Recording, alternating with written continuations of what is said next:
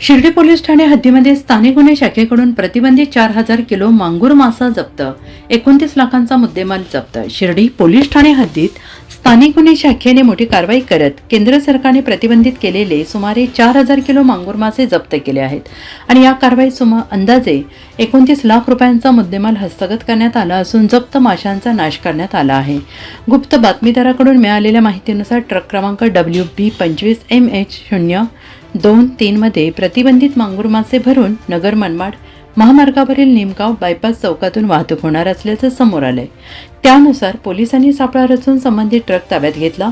ट्रकची तपासणी केली असता मोठ्या प्रमाणावर प्रतिबंधित मांगूर मासे आढळून आले। या प्रकरणी स्वपनियम डे, मकबूल रौफ सरदार, कुतुब अय्यूब मंडल, मृत्युंजय मुकुल विश्वास यांना ताब्यात घेण्यात आले। चौकशी संबंधित मासे पश्चिम बंगाल येथून भरून खोपोली मुंबई येथे नेले जात असल्याची माहिती चौकशी संबंधित मासे पश्चिम बंगाल येथून भरून खोपोली मुंबई येथे नेले जात असल्याची माहिती पुढे आली आहे।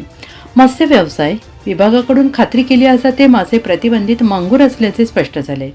पोलिसांनी सुमारे 4 लाख रुपये किमतीचे मांगूर मासे आणि 25 लाख रुपये किमतीचा ट्रक असा सुमारे 29 लाख रुपयांचा मुद्देमाल जप्त केला असून जप्त माशांचा नाश करण्यात आलेला आहे। मत्स्य विकास अधिकाऱ्यांच्या फिर्यादीवरून संबंधितांविरोधात गुन्हा दाखल करण्यात आलेला असून पुढील तपास शिर्डी पोलीस करत आहेत।